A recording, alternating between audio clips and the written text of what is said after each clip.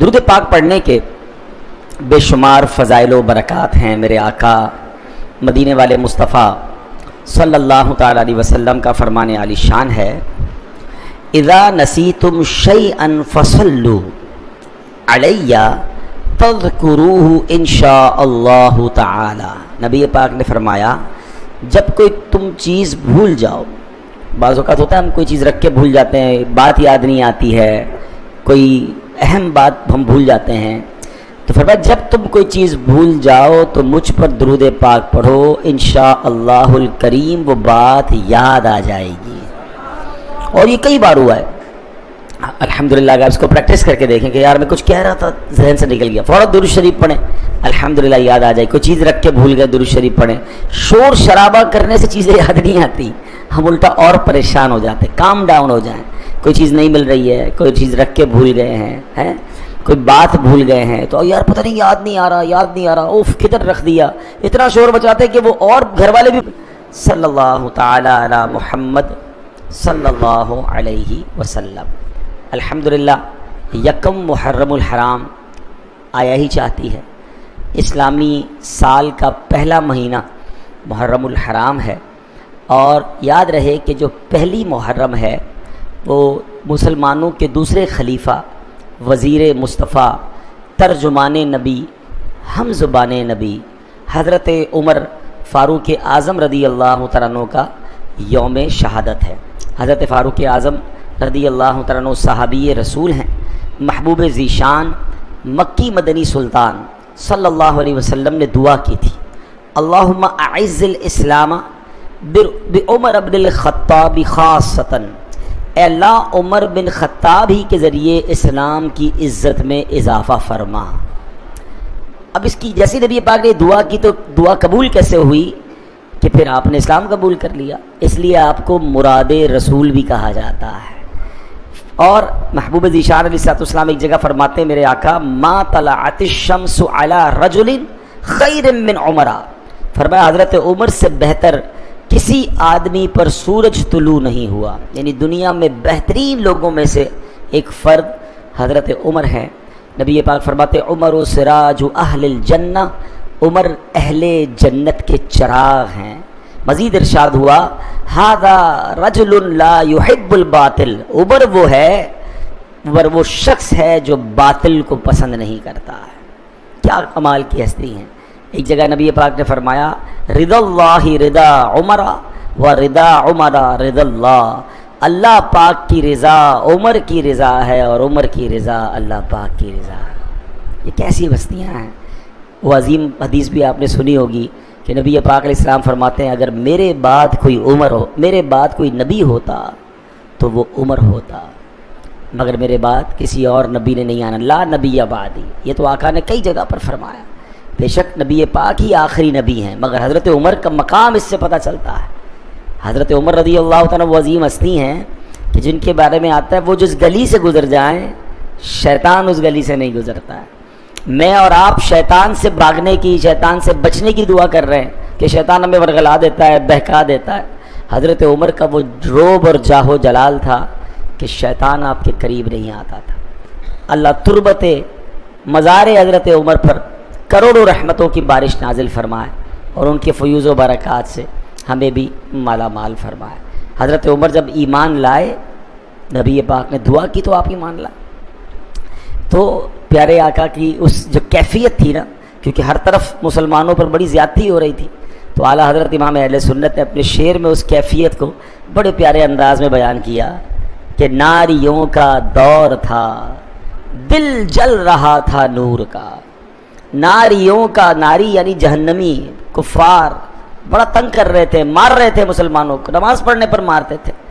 ناریوں کا دور تھا، دل جل رہا تھا نور کا، تم کو دیکھا ہو گیا ٹھنڈا کلیجہ نور کا۔ میرے آقا بہت خوش ہوئے جب حضرت عمر ایمان لائے۔ آج قرآن مجید فرقان حمید کی ایک آیت، کیونکہ ہر جمعے کو ہم ایک یا ایک سے زیادہ آیتوں کی تلاوت کرتے ہیں، اس کا ترجمہ اور پھر اس کا میسج، اس کا پیغام، اس کی یوں سمجھیے کہ تفسیر سمجھنے کی کوشش کرتے ہیں۔ آج قرآن مجید فرقان حمید کی جو آیت ہے اس میں ہمیں حضرت عمر کی ذات بھی یوں سمجھے کہ اس کی ایک جھلک نظر آتی ہے، اس کا ایک خوبصورت پہلو نظر آتا ہے۔ آیت کیا ہے؟ بہت کمال کی آیت ہے۔ اللہ فرماتا ہے بسم اللہ الرحمن الرحیم افحسبتم انما خلقناکم عبثا وانکم الینا لا ترجعون۔ آسان ترجمہ قرآن کنز العرفان، تو کیا تم یہ سمجھتے ہو کہ ہم نے تمہیں بیکار بنایا اور تم ہماری طرف لوٹائے نہیں جاؤ گے؟ یعنی یہ بہت گہرا سوال ہے، قرآن ہم سے سوال کر رہا ہے، کوسچن کر رہا ہے، تم یہ سمجھتے ہو تمہیں بیکار بنایا؟ عبث اس میں لفظ استعمال ہوا، تمہیں عبث بنایا ہے۔ عبث کیا ہے؟ عبث کے معنی میں گہرائی ہے، انگلش میں اسے پرپز لیسنس، یعنی کوئی مقصد ہی نہ ہو، دیر از نو ٹارگیٹ، پرپز ہی نہیں ہے کسی چیز کا، اس کو عبث کہتے ہیں، بیکار، وداؤٹ اینی پرپز۔ ٹھیک ہے، اب ہمارے گھروں میں بچے کھیلتے ہیں، یہ پرپز لیس نہیں ہے، یہ عبث نہیں ہے، اس میں بچوں کی نشو و نما ہوتی ہے۔ کوئی اگر ورزش کر رہا ہے صحیح طریقے سے گناہوں سے بچ کر، اس کے پیچھے بھی پرپز ہے کہ اس کی صحت بہتر ہو جائے گی، لیکن بہت سارے کام اب ایسے کرتے ہیں جس کا کوئی پرپز نہیں ہے۔ اب مثال دیتا ہوں، کوئی بندہ گاڑی میں پیٹرول ڈلوایا اور نکل گیا، 5000 کا پیٹرول ڈلوایا مگر جانا کہیں نہیں ہے، بس گھوم رہا ہے، چکر لگائی جا رہا ہے، پیٹرول ختم کر کے رات کو گھر پہ آ گیا، تو یہ پرپز لیس ہوا نا، کوئی کام نہیں، عبث۔ بھائی کسی منزل پہ پہنچنا تھا، کسی سے ملنے جانا تھا، کوئی ملاقات تھی، کچھ بھی نہیں، بس گاڑی چلائی، پیٹرول چلایا، واپس آ گیا۔ تو زندگی میں کچھ لوگ زندگی پرپز لیس گزار رہے ہیں۔ پوچھو بھائی، مثال دیتا ہوں، یعنی وداؤٹ اینی گول، وداؤٹ اینی پرپز، وداؤٹ کوئی مقصد اگر ہماری زندگی گزر رہی، تو یہی تو قرآن پوچھ رہا ہے۔ کیا پوچھا؟ افحسبتم انما خلقناکم عبثا وانکم الینا لا ترجعون۔ کیا تم یہ سمجھتے ہو کہ ہم نے تمہیں بیکار بنایا ہے، عبث بنایا ہے، اور تم ہماری طرف لوٹائے نہیں جاؤ گے؟ یہ کوسچن ہے ہم سب سے۔ ایسا نہیں ہے ہم لوٹائے جائیں گے، ہمیں پرپز لیس نہیں بنایا گیا۔ We have to answer in the court of اللہ سبحانہ و تعالیٰ on the day of judgement, مگر اس کی تیاری کیا ہے؟ اصل کوسچن یہ ہے۔ ٹھیک ہے، اچھا اب یہ ایسے ہی ہے کہ ایک بندہ جو ہے، مثال کے طور پہ گاڑی کسی ٹیکسی میں بیٹھے یا رکشے میں بیٹھے، اور رکشے والا کہے کہاں جانا ہے، تو کہ پتہ نہیں کہاں جانا ہے، تو پھر ایسے لوگوں کو عموماً ڈرائیور پاگل خانے لے جاتے ہیں کہ جن کو یہی نہیں پتا کہاں جانا ہے، تو پھر ان کا ٹھکانہ پاگل، یعنی ان کو پتہ ہی نہیں ہے میری زندگی کا مقصد کیا، جانا کدھر ہے۔ اور یہی کوسچن قرآن کر رہا ہے، ہم سب سے سوال ہے یہ کہ مجھے کیوں بنایا ہے رب نے، وائی، میں یہ کیوں پڑھائی کر رہا ہوں، میں کیوں نوکری کر رہا ہوں، میں کیوں کاروبار یہ کر رہا ہوں، میرا مقصد کیا ہے؟ اگر مقصد ہے کوئی پھر تو ٹھیک ہے، اور اگر وداؤٹ مقصد یہ سارا کام ہو رہا ہے، اگر مجھے آپ سے کوئی پوچھے کہ بھائی آپ زندہ کیوں ہیں، تو ہم جواب یہ دیں گے ابھی تک ملک الموت آئے نہیں ہیں، جس دن آئیں گے اس دن چلے جاؤں گا۔ تو جب چلے جاؤ گے تو وہاں کیا جواب دینا ہے؟ آج ہمارے معاشرے میں، ہماری اس پوری دنیا میں 3 بڑے بحران ہیں، 3 بڑے کرائسز ہیں، اور خصوصاً نوجوان طبقہ اس کا شکار ہے۔ نمبر 1 بے مقصدیت، پرپز لیسنس۔ نمبر 2 نمائش کی دوڑ، ٹھیک ہے، میٹریلسٹک ریس لگی ہوئی ہے۔ اور نمبر 3 خود فراموشی، اپنا جو سیلف اکاؤنٹیبلٹی ہے وہ کرنے کے لیے کوئی تیار نہیں ہے، اپنے آپ کو بھولے بیٹھے ہیں۔ یہ 3 باتیں آج سمجھنی ہیں۔ اب پہلی بات کرتے ہیں، بے مقصدیت، جس پر میں بات کر رہا تھا، پرپز لیسنس۔ اس کا کس قدر برا حال ہے کہ ہمیں پتہ ہی نہیں ہے بہت سو کو کیوں جی رہا ہوں، بس ایسی زندگی میں آئے۔ آپ دیکھیں نا، دنیا میں بہت سارے لوگ آئے، پیدا ہوئے، بڑے ہوئے، شادی کی، بچے ہوئے، مال کمایا، موج کیا، چلے گئے۔ مقصد کیا تھا؟ حاصل کیا کیا؟ اور ایسے کروڑوں لوگ ہیں، مگر کچھ لوگ ہیں جو کسی مقصد کے تحت جیتے، کچھ کر کے جاتے ہیں۔ کہتے ہیں نا، دنیا میں جب آؤ تو ایسے آؤ کہ لوگ رو رہے تھے، لوگ ہنس رہے تھے اور آپ روتے، بچہ رو رہا ہوتا ہے، لوگ ہنس رہے ہوتے ہیں، مگر جب جاؤ نا تو ایسے جاؤ کہ تمہارے چہرے پہ مسکراہٹ ہو اور لوگوں کی آنکھوں میں آنسو ہو کہ کیا بندہ چلا گیا ہے، کیا اس سے فائدہ تھا، امپیکٹ تھا سوسائٹی پر، لوگوں کا بھلا ہو رہا تھا، لوگوں کی تعلیم ہو رہی تھی، لوگوں کو اس سے بینیفٹ ہو رہا تھا۔ اپنے لیے تو زمانہ جیتا ہے، دوسروں کے لیے کون جیا، آخرت کے لیے کون جیا، یہ سمجھنا ہے۔ حضرت عمر کی زندگی کا مقصد کیا تھا؟ ایک شخصیت کو ہم اس میں لیتے، ورنہ تو ایسی ہزاروں شخصیات ہیں جنہوں نے زندگی میں آ کر بہت بڑے بڑے کمالات کیے، مگر چونکہ ہم ان کی یاد بنا رہے ہیں، پہلی محرم ان کا دن ہے، تو حضرت عمر رضی اللہ تعالیٰ عنہ کے ایمان لانے سے پہلے نبی پاک نے دعا کی تھی۔ کیا کمال کی دعا تھی؟ اے اللہ، 2 بندے ہیں، ابو جہل، اصل میں ابو جہل کا نام بھی عمر تھا، عمر بن حشام، ٹھیک ہے نا، اور حضرت عمر کا نام عمر بن خطاب تھا. تو نبی پاک نے فرمایا یا اللہ دو بندے، ابو جہل اور عمر بن خطاب، ان دونوں میں سے جو تیرا محبوب ہے اس کے ذریعے اسلام کو غلبہ عطا فرما. نبی پاک نے دعا کی اور اگلے دن حضرت عمر نے ایمان قبول کر لیا. تو پتہ چلا کہ آپ اللہ کے محبوب تھے.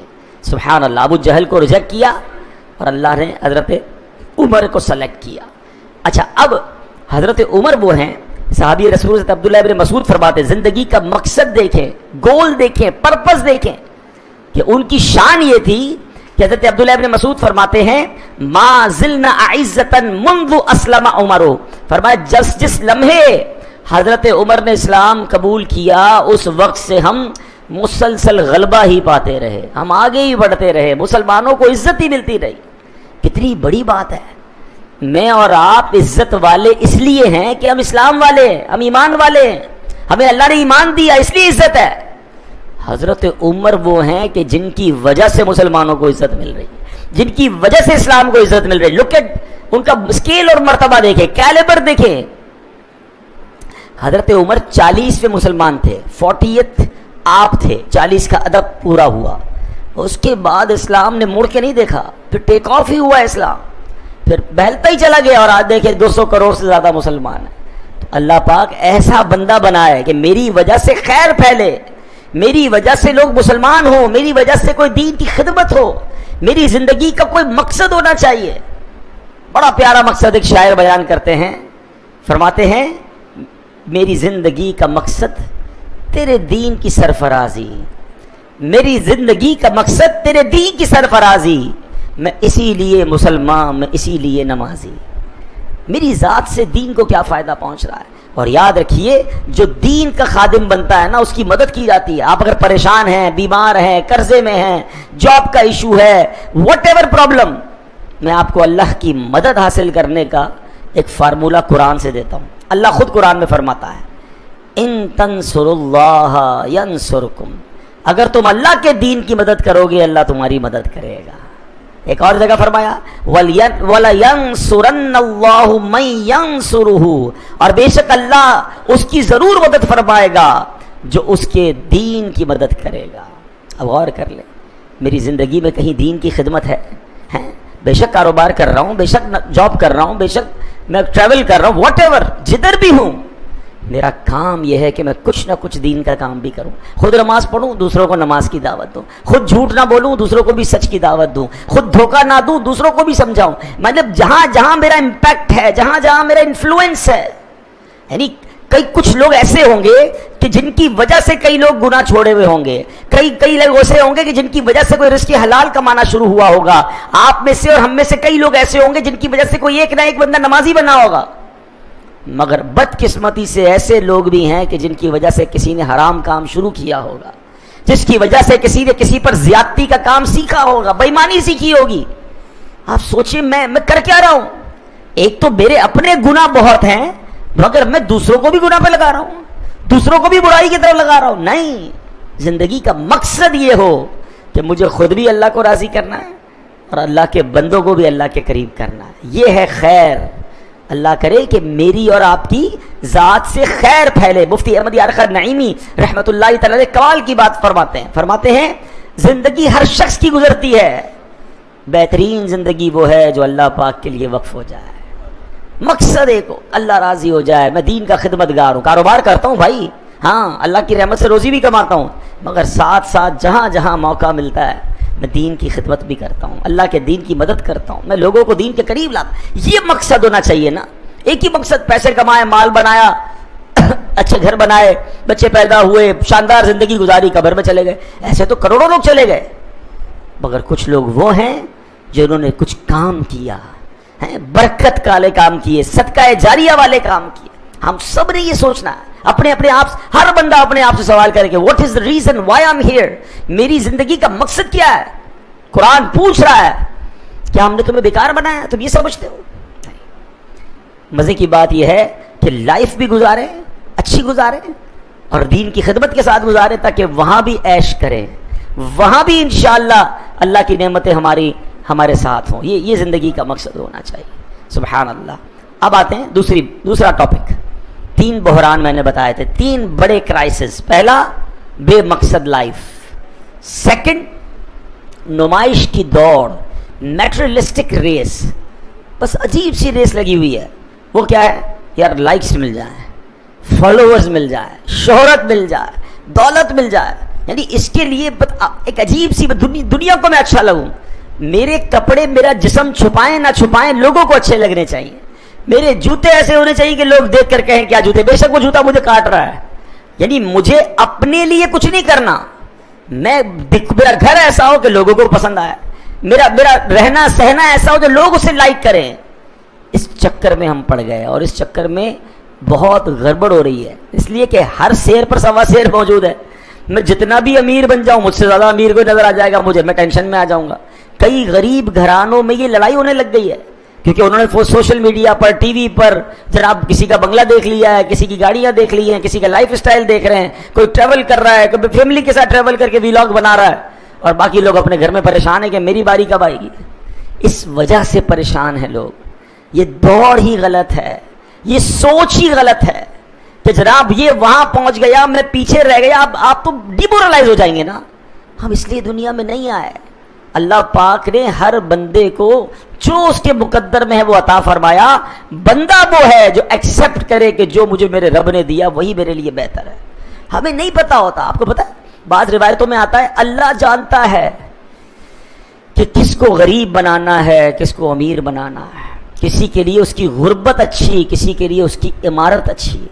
کچھ لوگوں کو اس لیے غریب نہیں بنایا کہ اس کو غریب بناتے تو یہ کفر میں چلا جاتا، اور کچھ لوگوں کو اس لیے امیر نہیں بنایا کہ امیر بنتا تو یہ ایمان سے چلا جاتا. یہ میں نہیں جانتا، رب جانتا ہے. اس بات کو اس واقعے سے سمجھیے کہ ایک بار حضرت عیسیٰ علیہ نبینا علیہ السلام کسی تالاب کے کنارے گئے، سوئمنگ پول جس کو آج ہم کہتے ہیں. بچے نہا رہے تھے، سارے بچے موج کر رہے تھے، کھیل رہے تھے، پانی اڑا رہے تھے ایک دوسرے پر. ایک بچہ اس تالاب کے کنارے نابینا، بڑا افسردہ، آنکھیں نہیں اس کی. حضرت عیسیٰ نے دیکھا کہ یہ بچے کے پاس آنکھیں ہوتی تو یہ بھی موج کرتا. آپ نے اللہ کی بارگاہ میں دعا کی، مولا اس کو آنکھیں دے دے. آپ نے جیسی دعا کی اس کو آنکھیں مل گئیں. اب اس بچے نے جیسے آنکھیں کھولی، تالاب دیکھا، بچے دیکھے، فوراً تالاب میں جمپ کیا. ایک بچے کو اٹھایا، اس کو ڈبویا، اس کو مار دیا. دوسرے کو ڈبویا، اس کو مار دیا. تیسرے کو اس نے جناب اس کا سر پھوڑ دیا. حضرت عیسیٰ حیران ہو گئے کہ یہ کیسا بچہ ہے. آپ نے دعا کی، یا اللہ اس کو واپس نابینا بنا دی. نابینا ہی ٹھیک تھا. ہمیں نہیں پتا کہ کس کو کیوں کیا نہیں دیا گیا. اگر اولاد نہیں دی تو رب نے نہیں دی نا، لیکن کیا پتا ایسی اولاد ملنے والی تھی جو اولاد گھر سے مار کے نکال دیتی باپ کو. ایسی اولادیں ہوتی ہے نا، واقعات پڑھتے، مار دیتے باپ کو، والدہ کو قتل کر دیا بیٹے نے. ایسی اولاد اللہ نے ہو سکتا ہے وہ اولاد سے بچا لیا آپ کو، اس لیے اولاد نہیں دی. یہ ماننا پڑے گا. اگر بندے ہو تو یہ ماننا پڑے گا کہ وہ میرا خالق، وہ میرا رب، اس کا ہر فیصلہ میرے لیے بہترین ہے. جو نہیں دیا وہی ٹھیک ہے، اور اس دور سے نکل جائیں. حضرت عمر رضی اللہ تعالیٰ کی بات کریں، اللہ اکبر. آپ کے پاس کیا نہیں تھا؟ ہاف آف دا ورلڈ کے آپ حکمران تھے. یہ پتا ہے آپ کو کتنی بڑی آپ کی سلطنت تھی، مگر سبحان اللہ آپ کے اوپر عام لوگوں کی نہیں، دنیا بھر کے بادشاہوں کی نظر ہوتی تھی کہ یہ کون ہے عمر جو آدھی ورلڈ پر حکومت کر رہے ہیں. مگر آپ کا انداز کیا تھا؟ لوگوں کو دکھانے والا، شو آف نہیں. سنیے، ایک مرتبہ مسلمانوں کے دوسرے خلیفہ حضرت عمر فاروق اعظم کی بارگاہ میں کچھ لوگ آئے. کہا امیر المومنین، اللہ پاک نے آپ کے ہاتھ پر کیسر و کسرا کی حکومتیں فتح کر دی ہیں. گزارش ہے کہ آپ ذرا اچھا قیمتی لباس پہنا کریں. آپ اس طرح بڑے سادہ سے رہتے ہیں، لوگ آتے ہیں، بادشاہ آتے ہیں آپ سے ملنے، آپ کی تو وہ لکنگ ہی نہیں ہے. ہائے ہائے، یہ سننا تھا کہ حضرت عمر کی آنکھوں سے آنسو دوانہ ہو گئے. آپ کے آنسو بہنے لگے اور آپ زارو کتار روتے ہوئے کہتے ہیں کہ نبی پاک علیہ الصلوۃ والسلام نے کبھی 3 دن مسلسل پیٹ بھر کر کھانا نہیں کھایا. میرے آقا سبحان اللہ زمین پر برتن رکھ کے کھانا کھا دیتے تھے. میرے علم میں ہے کہ نبی پاک ہمیشہ اون کا جبہ پہنتے جس کی سختی سے آپ کے جسم مبارک بسا اوقات زخمی ہو جاتا تھا. نبی پاک کے گھر میں جو دن اور رات کو چٹائی اور بستر بچھایا جاتا تھا وہ اتنا خردرا ہوتا تھا کہ میرے آقا علیہ السلام کے مبارک جسم پر اس کی وجہ سے نشان بن جاتے تھے. میرے آقا اس طرح زندگی گزارا کرتے. میں ان کا خادم ہو کر میں عیش و عشرت والی اور جاہ و جلال والی زندگی گزاروں. یہ باتیں سن کر آپ کے ساتھی واپس چلے گئے. یہ حضرت عمر ہے میرے پیارے اسلامی بھائی. ایک بار حضرت عمر اپنے ایک ساتھی کے ساتھ حضرت ابو عبیدہ بن جراح رضی اللہ عنہ ساتھ ملک شام جا رہے تھے. تو ایسے مقام پر پہنچے جہاں گھٹنوں گھٹنوں پانی تھا. آپ اپنی اونٹنی پر سوار تھے, اس مقام پر آپ اونٹنی سے اتر آئے, اپنے موزے اتارے اور کاندھے پہ رکھ لی. حضرت عمر نے اونٹنی کی رکاب ہاتھ میں, پانی میں پیر تھے اور موزے کاندھے پر. تو حضرت ابو عبیدہ نے کہا کہ امیر المومنین, یہ آپ کو لوگ اس حالت میں دیکھیں گے تو اچھا نہیں لگے گا, یہ آپ نے کیا کر رہے ہیں آپ. حضرت عمر کا جواب سنیے گا. کہتے ہیں اے ابو عبیدہ, اگر تمہارے علاوہ کوئی یہ بات کرتا نا تو میں اسے نشان عبرت بنا دیتا. اے ابو عبیدہ, ہم بے سر و سامان قوم تھے, پھر اللہ پاک نے ہمیں اسلام عطا کیا, اسلام کی وجہ سے عزت بخشی. اگر ہم اسلام کے علاوہ کہیں اور عزت ڈھونڈیں گے ہم ذلیل و رسوا ہو جائیں گے. ہمیں لگتا ہے اچھے کپڑے پہن کر ہماری عزت بڑھ جائے گی, اچھی گاڑی لے کر ہماری عزت بڑھ جائے گی. نہیں جناب, بڑے بڑے اربوں پتی جن کے گھر کے باہر گاڑیوں کی لائن رکھی ہے, کوئی معاشرے میں عزت نہیں ہے, انہیں کوئی 10,000 روپے بھی ادھار نہیں دیتا. اور آپ نے ایسے کئی لوگ دیکھے ہوں گے جو بیچارے پرانی موٹر سائیکل پر سفر کرتے ہیں, چھوٹا سا کاروبار کرتے ہیں, لوگ کروڑوں کا ادھار دے دیتے ہیں. کہاں گئی عزت؟ عزت اللہ نے دینی ہے, آپ کے کردار سے عزت بننی ہے. آپ سمجھ رہے مہنگی چیزیں پہن کر عزت بن جائے گی؟ اب تو ڈر لگتا ہے, سچی بات ہے. جو سمجھدار کاروباری ہے نا, ان کو زیادہ دکھلاوے والے آدمی سے زیادہ ڈر لگ رہا ہوتا ہے کہ یار یہ 4 گاڑیاں لے کر آئے نا, کم کوئی کہانی لگ رہی ہے. سمجھدار لوگ سمجھ جاتے ہیں, اب نہیں آتے ٹریپ میں. بیچارے نئے لوگ ٹریپ میں آ جاتے ہیں, نیا آفس دیکھ کر, وہ زبردست جناب لگژری, اس نے اپنا دفتر بنایا, گاڑیاں گارڈ کھڑی کیے. کچھ نئے بیچارے پھنس جاتے ہیں. سمجھدار لوگ کہتے ہیں اس بندے سے کام کیسے کروں جس تک پہنچنا ہی آسان نہیں ہے, جس تک اپروچ ہی نہیں ہے, اس کو کیسے پیسے دے دوں. تو عزت یوں نہیں ملتی. حضرت عمر کا جملہ اگر یاد ہو جائے نا کہ اگر ہم نے اسلام کے علاوہ ہم کہیں اور عزت ڈھونڈیں گے تو اللہ پاک ہمیں رسوا کر دے گا. تو میٹریلسٹک چیزوں سے نکل جائیں. آخری بات, خود فراموشی. سارے زمانے کی برائیاں ہمیں پتہ چل جاتی ہیں. اوئے ہوئے, کسی کے گھر جائیں تو گھر کا پوسٹ مارٹم کر کے آ جائیں گے, دفتر جائیں تو دفتر کا کر کے آ جائیں گے, بلکہ مسجد میں آئیں تو مسجد میں ہونے والے پرابلم نظر آ جائیں گے, امام صاحب میں بھی پرابلم نظر آ جائے گا. امام صاحب 1 منٹ لیٹ آئے تھے, 2 منٹ لمبی نماز پڑھا دی, امام صاحب کی انگلیاں ٹھیک نہیں لگ رہی, ساری انسپیکشن کروا لو ہم سے. اندر حال کیا ہے, میرے اندر کتنی برائیاں ہیں, میرے اندر کتنے عیب ہیں, وہ کسی کو نہیں نظر آتے. کہتے ہیں نا کسی کی آنکھ کا تنکا نظر آ جاتا ہے, اپنی آنکھ کا شہتیر نہیں دیکھتا. ارے بھائی دوسروں کو چھوڑیں. ہر وقت یار زمانہ ہی خراب ہے, لوگ ہی خراب ہیں, محلہ ہی خراب ہے, سب خراب ہے. میں خراب ہوں کہ نہیں یہ کون بتائے گا. اگر ہم سب اپنے آپ کو ٹھیک کر لینا تو پورا معاشرہ ٹھیک ہو جائے گا. ہم چاہتے دوسرے ٹھیک ہو جائیں. کوشش پہلے یہ کریں کہ ہماری ذات, ہمارا جائزہ, ہم اپنا سیلف اکاؤنٹیبلٹی کیوں نہیں کرتے. حضرت عمر کی شان یہ ہے کہ ایک دن آپ نے کمال کیا. اپنے اندر سے محاسبہ کیسے کرتے تھے, اپنی سیلف ریکٹیفیکیشن کیسے کرتے تھے, کہ ایک بار آپ نے اعلان کیا سارے لوگ مسجد میں جمع ہو جائیں. امیر المومنین ہیں آپ, لیڈر آف دا اسٹیٹ ہیں, سارے صحابہ جمع ہو گئے. آپ ممبر پر آئے, لوگ سمجھے بہت اہم اناؤنسمنٹ ہونے والا ہے. حضرت عمر نے سب کو کال کیا ہے. ممبر پر آئے اور کھڑے ہو کر آپ نے حمد و ثنا کے بعد کہا کہ میں نے اپنے متعلق غور کیا, لوگوں سے کہہ رہے ہیں, تو مجھے یاد آیا کہ ایک وقت وہ بھی تھا جب میں اپنی خالہ جان کی بکریاں چرایا کرتا تھا, ان کے لیے کنویں سے پانی نکالا کرتا تھا. میرے اس کام پر میری خالہ مجھے مٹھی بھر کھجوریں دیا کرتی تھی. حضرت عمر نے یہ کہا اور ممبر سے نیچے آ گئے. Speech finish. صحابہ حیران کہ یہ حضرت عمر نے اس لیے جمع کیا ہم کو. سب کو اعلان کیا کہ سارے لوگ مسجد میں آ جائیں. ممبر پر جا کر اپنا پرانا وقت بتا رہے ہیں کہ میں بکریاں چراتا تھا تو میں کنویں سے پانی نکالتا تھا اور مجھے 1 مٹھی کھجوریں ملتی تھی. تو یہ اس لیے جمع کیا. حضرت عبد الرحمن بن عوف نے پوچھتے ہیں, اتنے بڑے صحابی, حضور آپ نے کیوں جمع کیا ہمیں؟ اس لیے.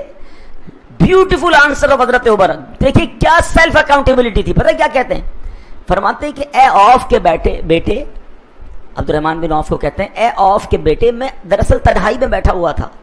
اچانک میرے نفس نے مجھے کہا کہ اے عمر, تم تو امیر المومنین ہو گئے ہو, مسلمانوں کے خلیفہ ہو, تمہارے اور خدا کے درمیان تو اب اور کوئی واسطہ نہیں, بس تو بھی سب سے افضل ہو. کہتے ہیں اچانک مجھے خیال آیا کہ میرا نفس مجھے یوں اڑا رہا ہے, تو چلو میں تمام لوگوں کو جمع کر کے بتا دوں کہ میری اوقات کیا تھی. میں پانی نکالنے والا, میں بکریاں چرانے والا, 1 مٹھی کھجور پر کام کرنے والا تھا. میں نے اپنے نفس کو سزا دینے کے لیے مجمع بلایا ہے. ہم مجمع جمع کرتے ہیں کہ ذرا میری تعریف ہو, لوگ میرے بارے میں بتائیں, ذرا آپ بتائیں میں کیسا ہوں, ذرا آپ بتائیں میں کیسا ہوں. ہم یہ چاہ رہے ہوتے ہیں اپنے نام کے اشتہار, لوگوں کو بتاؤں کہ میری فضیلتیں کیا ہیں. اندر کتنی برائی ہے کون بتائے گا. آپ ذرا سوچیں. اچھا اب مزے کی بات, حضرت عمر نے اپنی اوقات, ان کی تو ماشاءاللہ کیا شان ہے, سمجھانے کے لیے کہہ رہا ہوں کہ اپنا ماضی لوگوں کے سامنے بتایا. عزت کم ہو گئی یا عزت بڑھ گئی؟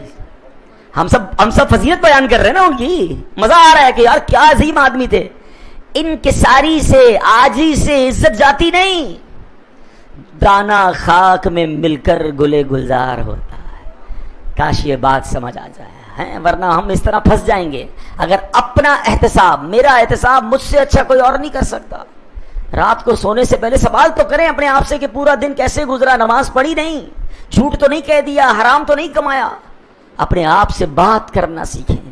الحمدللہ دعوت اسلامی کے پیارے ماحول میں ایک بڑا پیارا انداز ہے, نیک اعمال, ایک رسالہ, ایک بکلیٹ ہے چھوٹی سی. آپ چاہیں تو ہمارے امام صاحب سے کہیں گے وہ آپ کو لا کے دیں گے, ورنہ آپ ویب سائٹ پہ اس کی اپلیکیشن بھی ہے نیک اعمال کی. کچھ سوالات ہیں, بس صرف ٹک کر دیں, چیک کریں آج پورے دن میں یہ کام کیے یا نہیں کیے. انشاءاللہ آپ کو احساس ہو جائے گا کہ ہمارے اندر کتنی کمزوریاں ہیں, میں اندر سے خود کتنا برا ہوں. پہلے مجھے اپنے آپ کو ٹھیک کرنا ہے. زمانہ تعریف کرے اس پہ خوش نہ ہو جایا کریں. زمانہ تعریف بھی بہت جلدی کرتا ہے اور ذلیل بھی بہت جلدی کرتا ہے. اللہ کی بارگاہ میں پسندیدہ ہو جاؤں, لوگ راضی ہو جائیں اس چکر کی بجائے اللہ راضی ہو جائے, یہ سوچ ہماری ہونی چاہیے. ایک جملہ یاد کر لیں تو کام آ جائے گا. موت کا وقت بھی مقرر ہے, موت کا مقام بھی مقرر ہے. دیکھیں نا یہ ہماری بہنیں کہاں دنیا کے کونے میں جا کر ان کا وصال ہوا, کیوں؟ ان کی موت وہاں لکھی تھی. ہم ایگزیکٹلی وہاں پہنچیں گے جہاں ہماری موت لکھی ہے, اور اسی وقت پہنچیں گے جب موت لکھی ہے. کئی بار آپ کے ساتھ بھی ہوتا ہے, ہمارے ساتھ بھی ہوتا ہے, چلتے چلتے کسی ایکسیڈنٹ سے بچ جاتے ہیں. موٹر سائیکل پر ہوتے ہیں, بریک لگتا ہے, گاڑی نکلتی ہے, کہتے ہیں بچ گیا. سیڑھیاں اترتے اترتے گرتے میں بچ جاتے ہیں, کہہ رہے یار میں بچ گیا. اس کا کیا مطلب ہے؟ آپ بچے نہیں ہیں, آپ کا وقت نہیں آیا.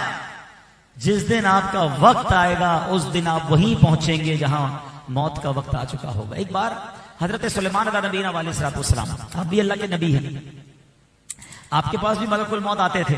تو ایک بار آپ کا دوست بیٹھا تھا اور ملک الموت آئے اور بڑے غور سے ان کے دوست کو دیکھ رہے تھے. تھوڑی دیر بعد وہ چلے گئے.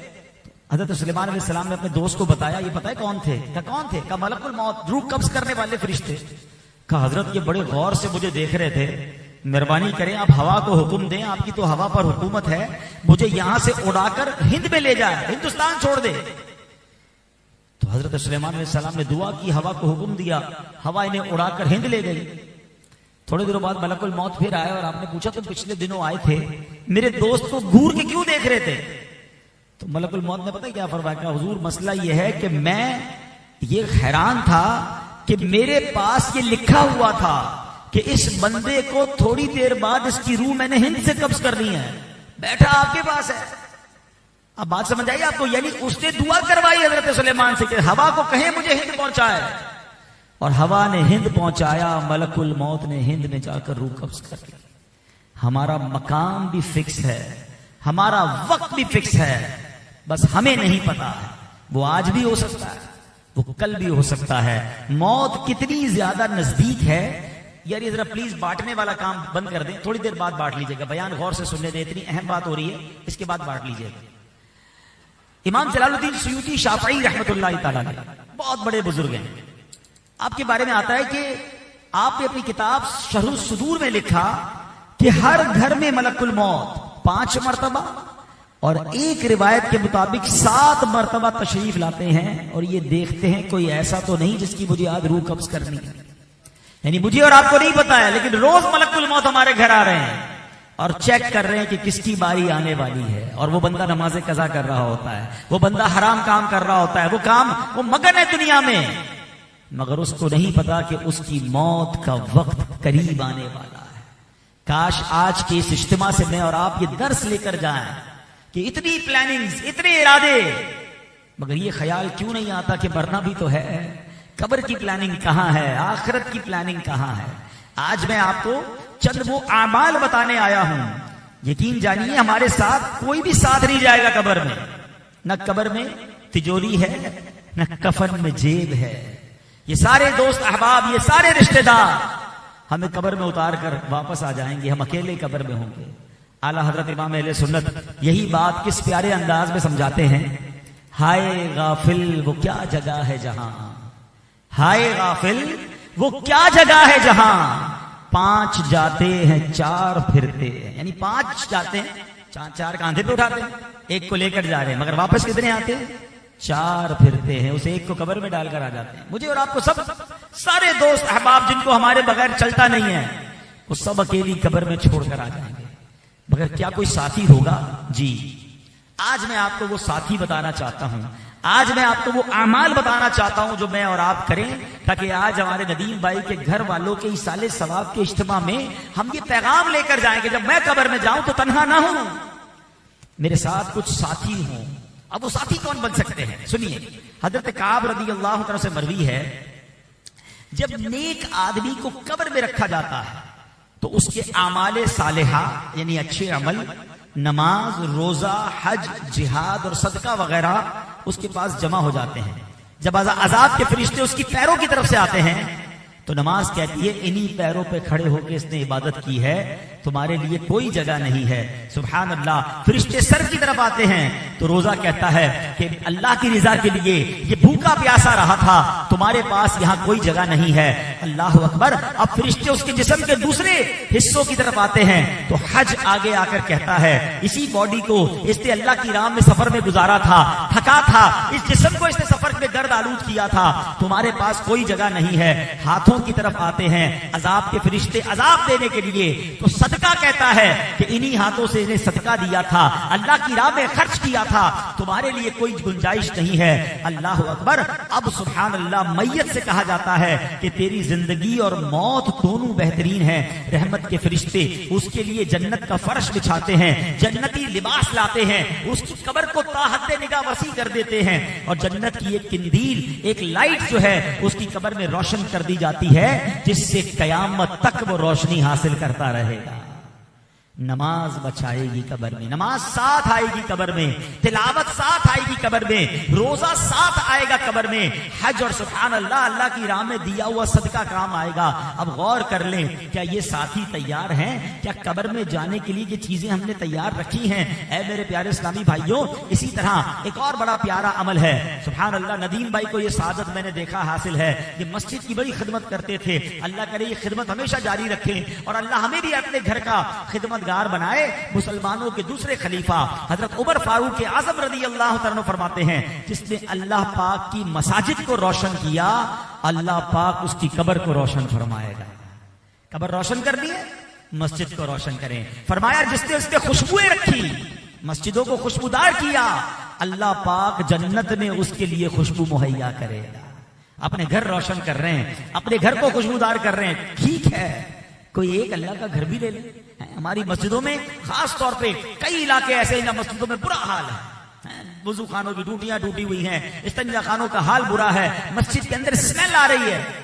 ارے بھائی، اپنے گھر کے واش روم دیکھیں اور مسجد کے واش روم دیکھیں، مسجد کے وضو خانے دیکھیں، مسجدیں خوشبودار بنائیں، مسجدیں صاف ستھری بنائیں۔ ہر اسلامی بھائی ایک ایک مسجد اپنے ذمے لے کہ چلو یار پیسے سے نہیں، ویسے ہی میں مسجد کی خدمت کروں گا، وقت دوں گا تاکہ مسجد خوشبودار رہے، آباد رہے، روشن رہے۔ یہ میرے اللہ کا گھر ہے اور جو مسجد روشن کرے گا اللہ اس کے گھر کو روشن، اس کی قبر کو روشن فرمائے گا۔ ایک اور عمل، سبحان اللہ، بڑا آسان عمل ہے، مسلمانوں کے پہلے خلیفہ حضرت ابو بکر صدیق رضی اللہ تعالیٰ فرماتے ہیں کہ اللہ پاک کے سب سے آخری نبی صلی اللہ تعالیٰ علیہ وسلم نے فرمایا کہ حضرت موسیٰ نے اللہ پاک سے عرض کی کہ مریض کی عیادت کرنے والے کو کیا اجر ملے گا؟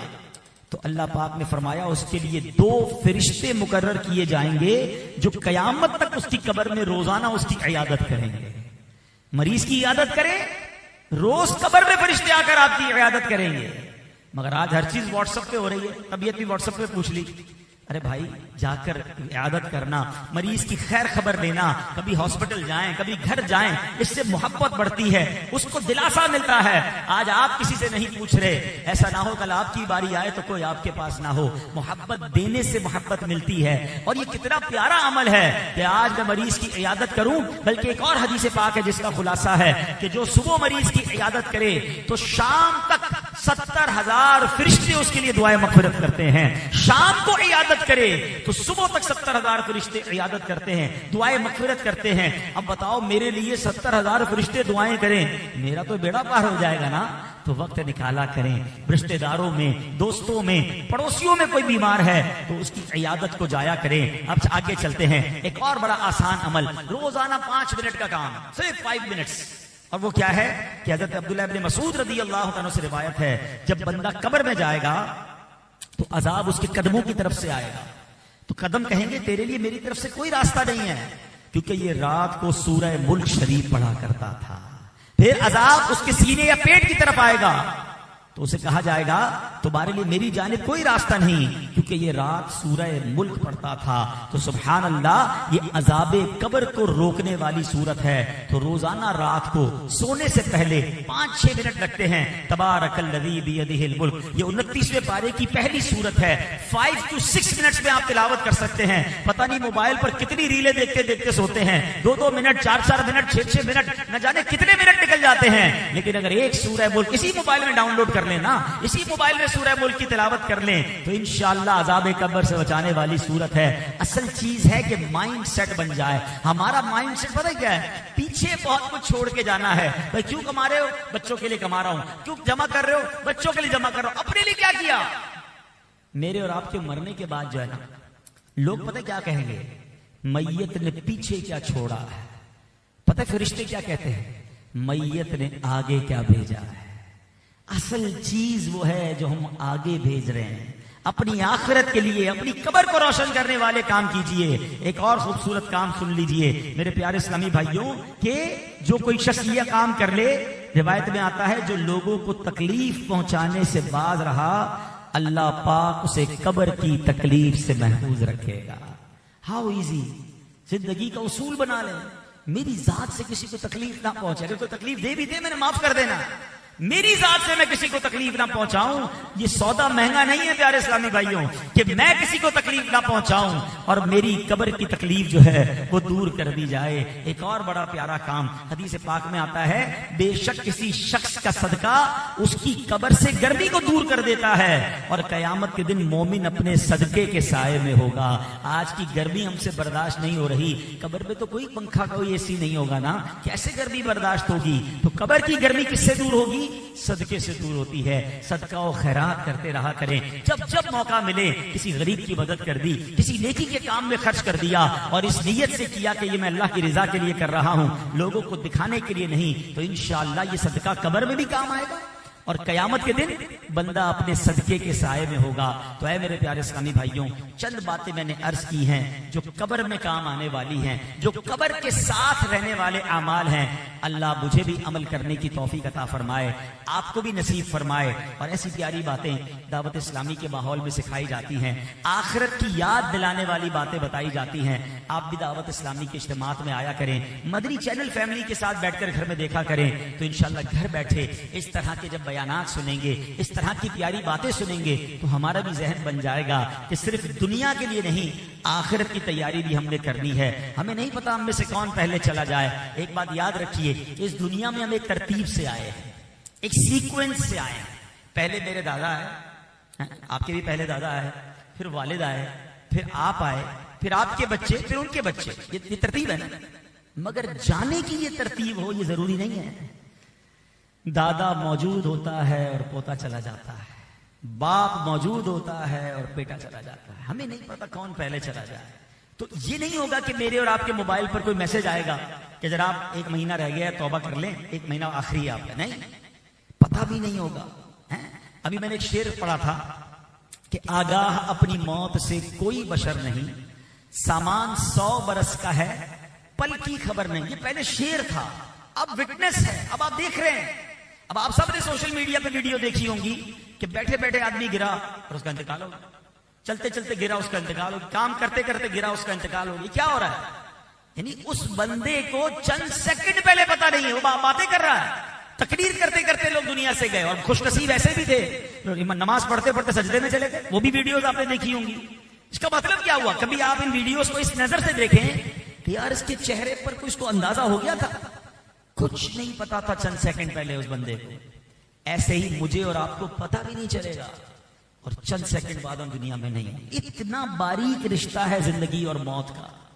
پلاننگ 10 سال 15 سال 20 سال کی ہے، میں نہیں کہتا دنیا کے لیے پلاننگ نہ کریں، مگر آخرت کی پلاننگ بھی جوائن کریں نا، کہ یار مروں گا تو قبر میں کیا ہوگا، محشر کے دن کیا ہوگا، وہاں کے جواب کیسے دوں گا، اللہ راضی ہوگا کہ نہیں ہوگا، قبر جنت کا باغ بنے گی کہ نہیں۔ تو اس کے لیے ہمیں جو نیک اعمال ہم نے سنے کہ نمازوں کی پابندی کرے، پلیز نماز نہ چھوڑے، نماز اندھیری قبر کا چراغ ہے۔ اور بے نمازی کے بارے میں حدیثوں میں وضاحت کے ساتھ فرمایا کہ بے نمازی کو قبر ایسے دبائے گی، میرے آقا نے دونوں ہاتھ ملا کر بتایا کہ جیسے اس طرح قبر ایسے دبائے گی کہ اس کی ہڈیاں ٹوٹ پھوٹ کر ایک دوسرے میں پیوست ہو جائیں۔